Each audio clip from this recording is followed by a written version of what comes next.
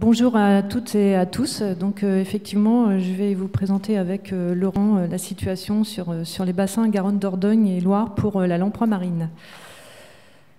Tout d'abord, la lamproie marine, c'est une espèce exploitée par pêche, hein, c'est une ressource halieutique. Elle est aussi beaucoup étudiée en biologie médicale, mais d'un point de vue naturel et biologique, c'est une espèce à part, puisque ces exigences strictes en font une espèce dont la préservation des habitats offre un grand nombre d'espèces, profite à un grand nombre d'espèces, pour la reproduction, puisqu'elle a besoin d'une eau oxygénée, de fonds non colmatés et de sédiments sains. Et pendant sa vie larvaire, qui dure 3 à 5 ans dans les cours d'eau, dans lesquels elle est enfouie dans les sédiments et elle est sensible dans ce cadre-là à toute altération de ceux-ci, notamment les toxiques, les métaux lourds, mais aussi on aurait pu ajouter l'impact sur les habitats lors de travaux par exemple. Donc en termes d'indicateurs de répartition de la lamproie marine sur les deux bassins qu'on va vous présenter, il y a d'abord les données qu'on a recueillies et qu'on recueille aux stations de comptage. Concernant le bassin Garonne-Dordogne, vous voyez, je ne sais pas si je peux pointer. Non. Vous avez donc la Dordogne et la Garonne, principalement les deux axes principaux, hein. L'ensemble du bassin est couvert par 6 stations de comptage, mais sur la Dordogne, vous avez la première station de comptage importante pour les lamproies marines qui est Tuilière, et sur la Garonne, Golfech. Donc ce sont les données que vous voyez ici maintenant à l'écran.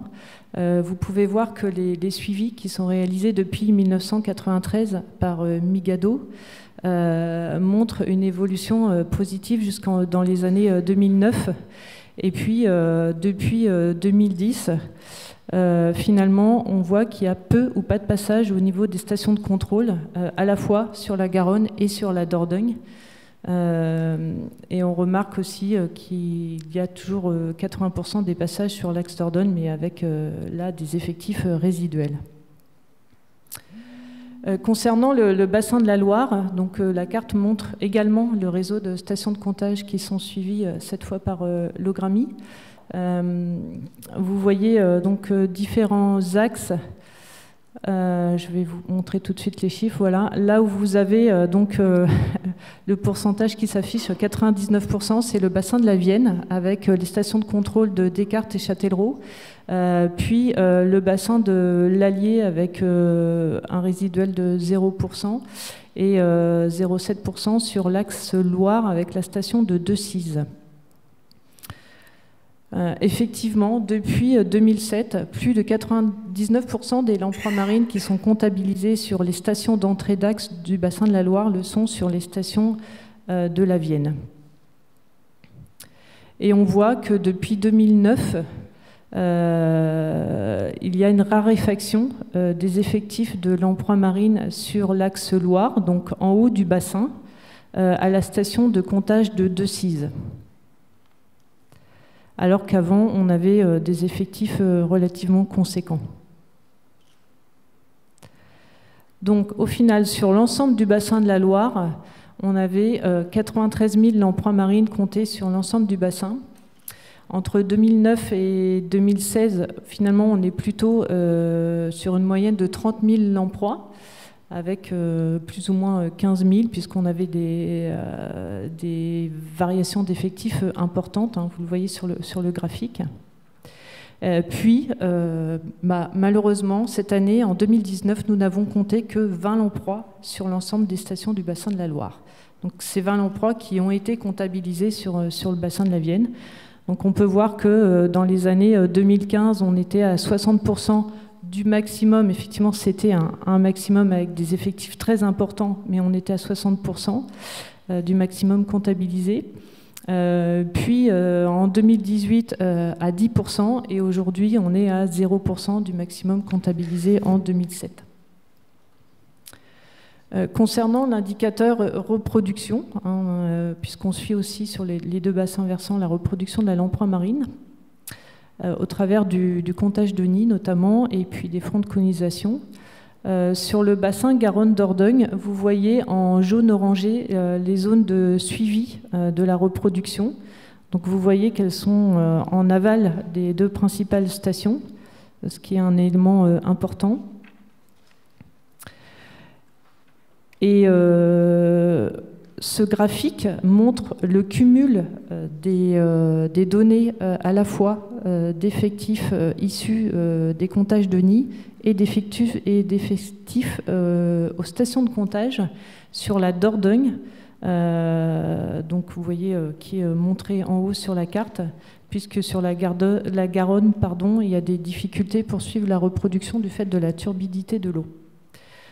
Donc vous voyez qu'en cumulant les effectifs à la fois ici du suivi de la reproduction et des stations de comptage, malgré que les suivis de la reproduction sont faits en aval des stations, on voit la même chose que tout à l'heure, hein, finalement, que depuis 2010, on est sur des effectifs très bas. Concernant le bassin de la Loire, on a choisi de faire un focus sur le bassin de la Vienne, hein, puisque, comme je vous l'ai dit, ces dernières années, 99% des lamproies marines étaient comptabilisées sur le bassin de la Vienne. Donc ceci a une explication, hein, puisque sur la carte en haut, vous voyez, est indiqué l'ouvrage de Maison Rouge qui a été arasé en 1998 dans le cadre du Plan Loire. Et en fait, cet arasement a eu un effet aspiration, hein, finalement, des lamproies sur le bassin de la Vienne qui ont trouvé des habitats très propices. La colonisation de ce bassin de la Vienne a continué ensuite avec d'autres aménagements qui n'étaient pas cette fois des arrasements, mais au fur et à mesure des aménagements, donc de différents ouvrages, Châtellerault, Bonneuil-Saint-Marc et Gouex, on a vu le front de colonisation qui est une donnée ici issue des suivis de reproduction évoluer jusqu'en 2015.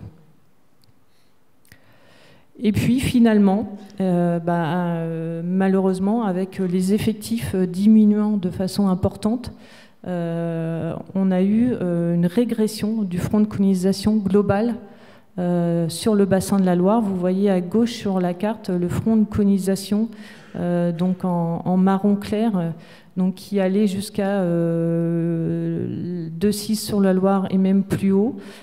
Donc sur le bassin de la Vienne, plutôt à gauche, plus haut que les stations de Châtellerault et de Descartes, comme je viens de vous le montrer. Et puis maintenant, en 2018 et 2019, un front de colonisation qui est très bas sur la Loire moyenne, avec des suspicions de l'emploi qui aurait été un peu plus haut, mais comme on n'en a pas vu aux stations de comptage plus haut, on ne peut pas en attester. Et d'autre part, on sait qu'il y a très peu de zones de reproduction sur la Loire moyenne au-dessus du front qui a été noté. Donc, et évidemment sur le bassin de la Vienne, le front de colonisation qui s'arrête aux stations de comptage. Alors, ensuite, on a donc un autre indicateur qui est le suivi des juvéniles de lamproie marine, donc les amocettes. Sur le bassin Garonne-Dordogne, cette étude a débuté très tôt, hein, depuis 2011. De la même façon, vous voyez sur la carte à gauche les secteurs de suivi des juvéniles qui sont en jaune orangé. Et à droite, vous voyez les effectifs en densité qui étaient plutôt autour de 6 individus au mètre carré en 2011. Et on voit, hein, jusqu'en 2013 la chute et puis une stabilisation maintenant autour de 1 individu au mètre carré sur le bassin Garonne-Dordogne. Donc sur le bassin de la Vienne, donc on fait la même chose que Migado, mais depuis des années plus récentes, donc depuis 2014. De la même façon, sous les stations de comptage de Descartes et Châtellerault, comme vous le voyez sur la carte à gauche.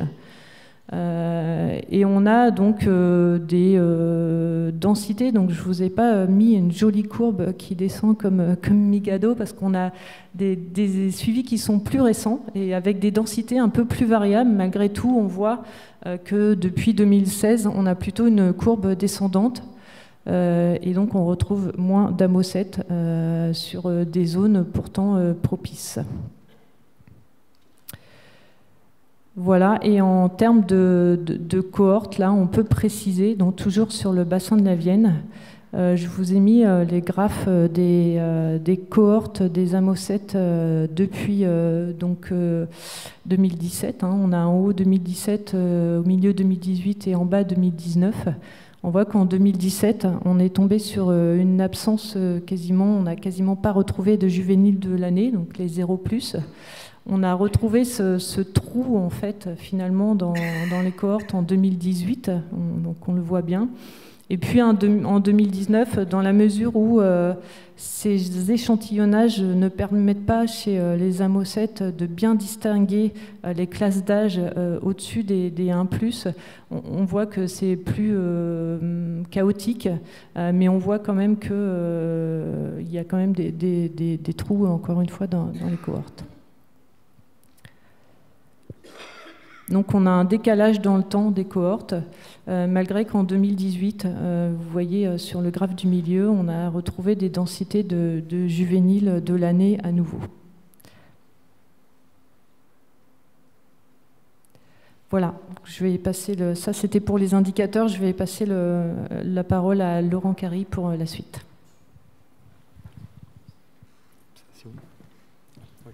Merci Angeline. Oui, donc comme vient de le décrire Angeline, la situation sur nos deux bassins, Garonne, Dordogne et le bassin de la Loire, est guère réjouissante, au vu des 3 indicateurs, station de contrôle, suivi de la reproduction, suivi des larves. Je vais faire un zoom, moi, sur la partie Garonne. On s'est posé en fait la question, n'ayant plus les individus au niveau des stations de contrôle, où sont-ils et jusqu'où vont-ils? Quel est le front de colonisation en aval de ces premières stations de contrôle?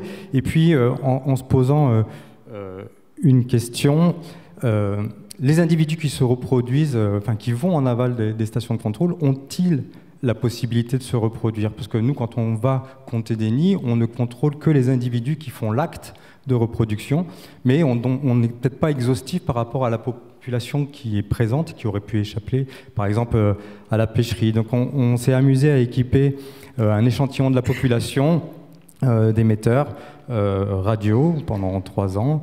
Et puis l'année dernière, on a agrémenté ça, on a allé un peu au-delà en équipant les individus aussi d'un tag qu'on appelle un tag prédation, qui est un autre tag, une autre méthode acoustique, parce que revenait sans cesse dans les discussions au niveau des cogépomies, des plagépomies, avec les pêcheurs professionnels, avec les pêcheurs amateurs dans les contenus stomacaux, notamment de silures, la présence de lamproie marine. Donc pour un peu aller au-delà du fantasme et puis pour essayer de comprendre un petit peu ce qui se passait, on a dit on va les voir. Et avec les nouvelles technologies, notamment ces tags-là qui existent qui sont très récents, en fait, on peut aller au-delà d'un suivi d'un émetteur, on peut savoir si on suit toujours le même individu qu'on a marqué au préalable. C'est-à-dire que ces tags-là ont la particularité de changer de code lorsqu'ils subissent une attaque acide, c'est-à-dire lorsqu'ils sont digérés. Donc c'est des tout petits tags, mais ça nécessite une autre technique, c'est plus de la radiotélémétrie, c'est de l'acoustique en fait. Donc le principe, en fait, on va dégrossir le travail avec de la radio en suivant en bateau sur nos 2 fleuves, Garonne et Dordogne. Et au moment où on va se rapprocher des signaux et qu'on va entendre potentiellement nos lamproies, on va se rapprocher parce qu'il va falloir plus faire de bruit puisqu'on va écouter maintenant un tag acoustique, donc il faut que la zone soit très calme. Et on va se rapprocher de l'individu, on va plonger notre sonde, notre récepteur acoustique, et puis on va essayer on va entendre en fait ce qui se passe. Et puis après, il y a 2 solutions. Soit l'émetteur nous dit oui, c'est le code de départ, donc on est bien en train de suivre une lamproie marine. Soit le signal a changé de code. Et là, on n'est plus sur l'individu marqué au départ, mais on est sur le prédateur. Et sur la Garonne et sur la Dordogne, le prédateur qu'on rencontre pour cette espèce-là, au vu de sa taille, c'est le silure. Alors on a marqué des individus, on a marqué 39 individus, un petit échantillon hein, au vu de la population qui reste sur le bassin. Et là vous avez juste en brut de décoffrage un peu les résultats qu'on a eus. Et alors évidemment des poissons qui n'ont pas été décodés parce que c'est pas facile, le milieu est vaste d'aller décoder tout ça. Mais surtout c'est le 31 là sur les 39, c'est que très rapidement on s'est retrouvé avec 31 individus prédatés sur les 39 marqués, ce qui a posé évidemment la question mince, c'est énorme, c'est 80% du stock en fait qui a été marqué. Et surtout, ce graphe-là vous détaille le suivi qu'on a fait dans le temps sur les 40 jours de suivi et la vitesse à laquelle les individus se sont fait prédater.